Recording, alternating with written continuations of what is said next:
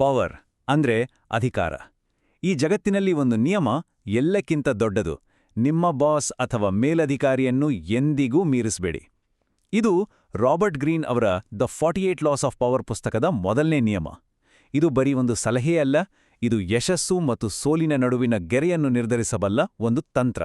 ಹಾಗಾದ್ರೆ ಏನಿದ್ರೆ ಹಿಂದಿರೋ ಸೀಕ್ರೆಟ್? ಬನ್ನಿ ನೋಡೋಣ. ಒಂದ್ಸಲ ಯೋಚನೆ ಮಾಡಿ ನೋಡಿ, ತುಂಬನೇ ಟ್ಯಾಲೆಂಟೆಡ್, ಬುದ್ಧಿವಂತ ಜನರು ಕೂಡ ಕೆಲವೊಮ್ಮೆ ಕೆರಿಯರಲ್ಲಿ ಯಾಕೆ ಫೇಲ್ ಆಗ್ತಾರೆ? ಅವರ ಸ್ವಂತ ಸಾಮರ್ಥ್ಯವೇ ಅವರಿಗೆ ಶತ್ರುವಾಗೋದು ಹೇಗೆ ಸಾಧ್ಯ? ಈ ಗೊಂದಲದ ಪ್ರಶ್ನೆಗೆ ಇವತ್ತು ನಾವು ಉತ್ತರ ಹುಡುಕೋಣ. ನಮ್ಮ ಕತೆ ಶುರುವಾಗೋದು ಒಬ್ಬ ಯುವ ಸೂಪರ್ ಟ್ಯಾಲೆಂಟೆಡ್ ಅನಾಲಿಸ್ಟ್ನಿಂದ. ಅವನ ಬುದ್ಧಿವಂತಿಕೆಗೆ ಆತ ಎಲ್ಲೋ ಇರಬೇಕಿತ್ತು, ಆದರೆ ಅದೇ ಅವನ ಪತನಕ್ಕೆ ಕಾರಣವಾಯಿತು. ಹೇಗೆ ಅಂತ ನೋಡೋಣ. ನಮ್ಮ ಕಥೆ ಇರೋದು ನೆಕ್ಸಾನ್ ಟೆಕ್ನಾಲಜೀಸ್ನಲ್ಲಿ. ಇಲ್ಲಿ ಇಬ್ರು ಮುಖ್ಯ ಪಾತ್ರಧಾರಿಗಳು. ಮೊದಲನೇವನು ಅರ್ಜುನ್ ಮೆಹ್ತಾ, ವಯಸ್ಸು 26, IIT ಬಾಂಬೆ ಗ್ರಾಜ್ಯುಯೇಟ್, ಇವನಿಗೆ ಡೇಟಾ ಅಂದ್ರೆ ಪ್ರಾಣ.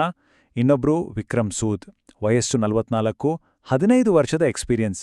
ಇವರಿಗೆ ಡೇಟಾ ಜೊತೆಗೆ ಆಫೀಸ್ ಪಾಲಿಟಿಕ್ಸ್ ಕೂಡ ಪಕ್ಕಾ ಗೊತ್ತು. ಅರ್ಜುನ್ ತನ್ನ ಫಸ್ಟ್ ಮೇಜರ್ ಪ್ರಾಜೆಕ್ಟ್ನಲ್ಲೇ ಒಂದು ಪವಾಡ ಮಾಡ್ತಾನೆ. ಏನದು ಗೊತ್ತಾ? ಕಂಪನಿಗೆ ಆಗ್ತಿದ್ದ ಬರೋಬ್ಬರಿ 4.7 ಕೋಟಿ ರೂಪಾಯಿ ನಷ್ಟವನ್ನ ತಡೀತಾನೆ. ಯಾರ ಕಣ್ಣಿಗೂ ಬೀಳದ ಒಂದು ಸಮಸ್ಯೆನ ಪತ್ತೆ ಹಚ್ಚಿ ತನ್ನ ತಾಕತ್ತೇನು ಅಂತ ತೋರಿಸ್ತಾನೆ. ಇದು ನಿಜಕ್ಕೂ ಒಂದು ದೊಡ್ಡ ಅಚೀವ್ಮೆಂಟ್ ಅಲ್ವಾ? ಇಂಥ ಒಂದು ದೊಡ್ಡ ಸಾಧನೆಗೆ ಅವನ ಮ್ಯಾನೇಜರ್ ವಿಕ್ರಮ್ ಕಡೆಯಿಂದ ಬಂದ ಉತ್ತರ ಏನು ಗೊತ್ತಾ? ಬರೀ 5 ಪದದ ಒಂದು email: good work, I'll present this. ಅಷ್ಟೇ. ಈ ಒಂದೇ ಒಂದು ಲೈನ್ ಮುಂದೆ ಆಗೋ ದೊಡ್ಡ ಬಿರುಗಾಳಿಯ ಮುನ್ಸೂಚನೆ ಕೊಡ್ತಿತ್ತು. ಹಾಗಾದ್ರೆ ವಿಕ್ರಮ್ ಈ ಕ್ರೆಡಿಟನ್ನ ತಾನು ಹೇಗೆ ತಗೊಂಡ? ಲೀಡರ್ಶಿಪ್ ಮೀಟಿಂಗಲ್ಲಿ ಹೀಗಂತ ಹೇಳಿದ: ಅವನು ಶಾರ್ಪ್ ಇದ್ದಾನೆ, ಆದರೆ ಫ್ರೇಮ್ವರ್ಕ್ ನಂದು. ಅವನು ಅದನ್ನ ಚೆನ್ನಾಗಿ ಎಕ್ಸಿಕ್ಯೂಟ್ ಮಾಡಿದಾನೆ ಅಷ್ಟೇ. ನೋಡಿ, ಎಷ್ಟು ಸ್ಮಾರ್ಟಾಗಿ ಅರ್ಜುನ್ನ ಬ್ರಿಲಿಯನ್ಸನ್ನ ಬರೀ ಎಕ್ಸಿಕ್ಯೂಷನ್ಗೆ ಸೀಮಿತಗೊಳಿಸಿ ಐಡಿಯಾ ಕೊಟ್ಟಿದ್ದೆ ತಾನು ಅಂತ ಬಿಂಬಿಸ್ಕೊಂಡ. ಸರಿ, ಇದೇ ಆಫೀಸ್ನಲ್ಲಿ ಇನ್ನೊಬ್ಬ ಅನಲಿಸ್ಟ್ ಇದ್ದಾಳೆ. ಅವಳ ಹೆಸರು ನೇಹಾ. ಅವಳ ದಾರಿನೇ ಬೇರೆ, ಅರ್ಜುನ್ಗಿಂತ ಕಂಪ್ಲೀಟಾಗಿ ಡಿಫ್ರೆಂಟ್. ಇವಳೇ ನೇಹಾ ಕಪೂರ್. ಟ್ಯಾಲೆಂಟಲ್ಲಿ ಅರ್ಜುನ್ಗೆ ಕಮ್ಮಿ ಏನಿಲ್ಲ, ಆದರೆ ಇವಳಿಗೊಂದು ಪ್ಲಸ್ ಪಾಯಿಂಟ್ ಇತ್ತು: ಆರ್ಗನೈಸೇಷನಲ್ ಸೈಕಾಲಜಿ. ಅಂದ್ರೆ ಕಚೇರಿಯಲ್ಲಿ ಜನರನ್ನ ಹೇಗೆ ನಿಭಾಯಿಸಬೇಕು ಅಂತ ಚೆನ್ನಾಗಿ ಗೊತ್ತಿತ್ತು. ಅರ್ಜುನ್ಗೆ ಏನಾಯ್ತು ಅನ್ನೋದನ್ನ ಇವಳು ಸೈಡಲ್ಲಿ ನಿಂತು ನೋಡ್ತಿದ್ಲು. ಹಾಗಾಗಿ ತನಗೊಂದು ಬೇರೆ ದಾರಿಯನ್ನೇ ಆರಿಸ್ಕೊಂಡ್ಲು. ನೇಹಾಳ ಸಕ್ಸಸ್ ಸ್ಟ್ರಾಟಜಿ 3 ಸ್ಟೆಪ್ಸ್ನಲ್ಲಿತ್ತು. ನಂಬರ್ 1, ತಾನು ಮಾಡೋ ಕೆಲಸವನ್ನ ವಿಕ್ರಮ್ನ ಐಡಿಯಾದ ಒಂದು ಭಾಗ ಅನ್ನೋ ಥರ ತೋರಿಸ್ತಿದ್ಲು. ನಂಬರ್ 2, ಕೆಲಸ ಆಲ್ಮೋಸ್ಟ್ ಮುಗಿದ್ಮೇಲೆ ಹೋಗಿ ಅವರ ಒಪಿನಿಯನ್ ಕೇಳ್ತಿದ್ಲು. ಇದರಿಂದ ವಿಕ್ರಮ್ಗೆ ತಾನೇ ಬುದ್ಧಿವಂತ, ಇಂಪಾರ್ಟೆಂಟ್ ಅನ್ನೋ ಫೀಲ್ ಬರ್ತಿತ್ತು. ಆ್ಯಂಡ್ ನಂಬರ್ 3, ಎಲ್ಲರ ಮುಂದೆ ವಿಕ್ರಮ್ಗೆ ಕ್ರೆಡಿಟ್ ಕೊಡ್ತಿದ್ಲು. ಇದು ಬರೀ ಟ್ಯಾಲೆಂಟ್ ಅಲ್ಲ, ಸ್ಟ್ರಾಟಜಿಕ್ ಬ್ರಿಲಿಯನ್ಸ್. ಉದಾಹರಣೆಗೆ ಅವಳು ಹೀಗೆ ಹೇಳ್ತಿರ್ಲು: ಸರ್, Q3 ರಿವ್ಯೂನಲ್ಲಿ ನೀವು ಒಂದು ಫ್ರೇಮ್ವರ್ಕ್ ಬಗ್ಗೆ ಹೇಳಿದ್ರಲ್ಲ, ಅದರ ಆಧಾರದ ಮೇಲೇನೆ ನಾನು ಇದನ್ನ ಡೆವಲಪ್ ಮಾಡ್ತಾ ಇದ್ದೀನಿ ಅಂತ.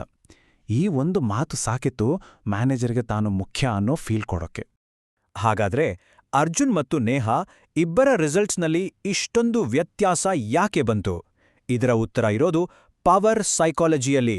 ಬನ್ನಿ ಅದನ್ನ ಸ್ವಲ್ಪ ಡೀಪ್ ಆಗಿ ನೋಡೋಣ. ಲಾ ನಂಬರ್ 1, ನೆವರ್ ಔಟ್ಶೈನ್ ದ ಮಾಸ್ಟರ್. ಅಂದ್ರೆ ನಿಮ್ಮ ಬಾಸ್ ಅಥವಾ ಸೀನಿಯರ್ಗಿಂತ ನೀವು ಹೆಚ್ಚು ಶೈನ್ ಆಗೋಕೆ ಹೋಗ್ಬಾರ್ದು. ಇದರ ಅರ್ಥ ನಿಮ್ಮ ಟ್ಯಾಲೆಂಟ್ ಮುಚ್ಚಿಟ್ಕೋಬೇಕು ಅಂತ ಅಲ್ಲ, ಬದಲಿಗೆ ಪವರ್ ಸೈಕಾಲಜಿ ಅರ್ಥ ಮಾಡ್ಕೊಂಡು ನಿಮ್ಮ ಮೇಲಿರೋರಿಗೆ ನಿಮ್ಮಿಂದ ಅಪಾಯ ಇದೆ ಅನ್ನೋ ಬದಲು ಸೇಫ್ ಆಗಿದೀವಿ ಅನ್ನೋ ಫೀಲ್ ಕೊಡೋದು. ಇದಕ್ಕೊಂದು ಐತಿಹಾಸಿಕ ಕಥೆ ಇದೆ. 17ನೇ ಶತಮಾನದ ಫ್ರಾನ್ಸ್. ಅಲ್ಲಿನ ಫೈನಾನ್ಸ್ ಮಿನಿಸ್ಟರ್ ನಿಕೋಲಸ್ ಫುಕೆ ರಾಜನಿಗಿಂತಾನೂ ಗ್ರ್ಯಾಂಡಾಗಿ ಒಂದು ಪಾರ್ಟಿ ಕೊಡ್ತಾನೆ. ಇದನ್ನ ನೋಡಿ ರಾಜ ಲೂಯಿ 14ಗೆ ತಾನು ಅವನ ಮುಂದೆ ಸಣ್ಣವನಾದೆ ಅನಿಸ್ಬಿಡುತ್ತೆ. ರಿಸಲ್ಟ್: 3 ವಾರದಲ್ಲಿ ಫೂಕೆಗೆ ಅರೆಸ್ಟ್ ಮಾಡಿ ಲೈಫ್ ಇಂಪ್ರಿಸನ್ಮೆಂಟ್. ನೋಡಿ, ನಮ್ಮ ಕಥೆಯಲ್ಲಿ ವಿಕ್ರಮ್ ಒಬ್ಬ ವಿಲನ್ ಥರ ಕಾಣ್ಬೋದು, ಆದ್ರೆ ಅವನ ವರ್ತನೆಗೆ ಕಾರಣ ಕೆಟ್ಟತನಕ್ಕಿಂತ ಹೆಚ್ಚಾಗಿ ಭಯ. ಈ ರೂಮ್ನಲ್ಲಿ ನಾನೇ ಸ್ಮಾರ್ಟೆಸ್ಟ್ ಅನ್ನೋ ಅವನ ಸ್ಟೇಟಸ್ಗೆ ಅರ್ಜುನಿಂದ ಕುತ್ತು ಬಂತು ಅಂತ ಅವನಿಗೆ ಫೀಲ್ ಆಯಿತು. ಆ ಇನ್ಸೆಕ್ಯೂರಿಟಿಯೇ ಅವನಿಂದ ಆ ರೀತಿ ಮಾಡಿಸಿದ್ದು. ಓಕೆ, ಇದೆಲ್ಲ 17ನೇ ಶತಮಾನದ ಕತೆ ಆಯಿತು. ಆದ್ರೆ ಈ ರೂಲ್ ಇವತ್ತಿನ ಮಾಡರ್ನ್ ಆಫೀಸ್ಗಳಿಗೆ ಅಪ್ಲೈ ಆಗುತ್ತಾ? ಖಂಡಿತ ಆಗುತ್ತೆ. ಹೇಗೆ ಅಂತ ಹೇಳ್ತೀನಿ ಕೇಳಿ. ನಾವು ಎಷ್ಟೇ ಮೆರಿಟೋಕ್ರೆಸಿ ಅಂದ್ರೆ ಅರ್ಹತೆಗೆ ಬೆಲೆ ಅಂತ ಮಾತಾಡಿದ್ರೂ ಅಧಿಕಾರದ ಈ ಹಳೆಯ ಆಟಗಳು ಇವತ್ತಿಗೂ ನಡೀತಾನೇ ಇವೆ. ಎಷ್ಟೇ ಪ್ರೋಗ್ರೆಸಿವ್ ಕಂಪನಿ ಆಗಿದ್ರೂ ಸರಿ, ಈ ಸತ್ಯ ಬದಲಾಗಲ್ಲ. ಹಾಗಾದ್ರೆ ನಾವಿದ್ರಿಂದ ಕಲಿಬೇಕಾಗಿರೋದು ಏನು? 4 ಪಾಯಿಂಟ್ಸ್ ಇದೆ. ಮೊದಲನೇದು, ಬರೀ ಟ್ಯಾಲೆಂಟ್ ಇದ್ರೆ ಸಾಲ್ದು.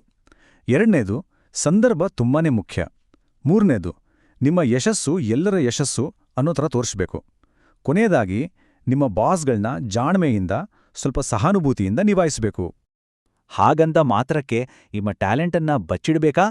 ಖಂಡಿತ ಇಲ್ಲ. ಇಲ್ಲಿ ಪಾಯಿಂಟ್ ಇರೋದು ಶೈನ್ ಆಗ್ಬಾರ್ದು ಅಂತ ಅಲ್ಲ, ಬದಲಿಗೆ ಸ್ಮಾರ್ಟ್ ಆಗಿ ಹೇಗೆ ಶೈನ್ ಆಗ್ಬೇಕು ಅನ್ನೋದ್ರ ಬಗ್ಗೆ. ಇದನ್ನ ಒಂದು ಅದ್ಭುತವಾದ ಮಾತಲ್ಲಿ ಹೇಳ್ಬೋದು. ನೀವು ಎಲ್ಲರಿಗಿಂತ ಪ್ರಕಾಶಮಾನವಾದ ಬೆಳಕಾಗಬೇಡಿ, ಬದಲಿಗೆ ಇಡೀ ಕೋಣೆಯನ್ನೇ ಬೆಳಗಿಸೋ ವ್ಯಕ್ತಿಯಾಗಿ. ಈ ವ್ಯತ್ಯಾಸ ಅರ್ಥ ಮಾಡ್ಕೊಂಡ್ರೆ ಯಶಸ್ಸು ಖಂಡಿತ ನಿಮ್ಮದಾಗತ್ತೆ.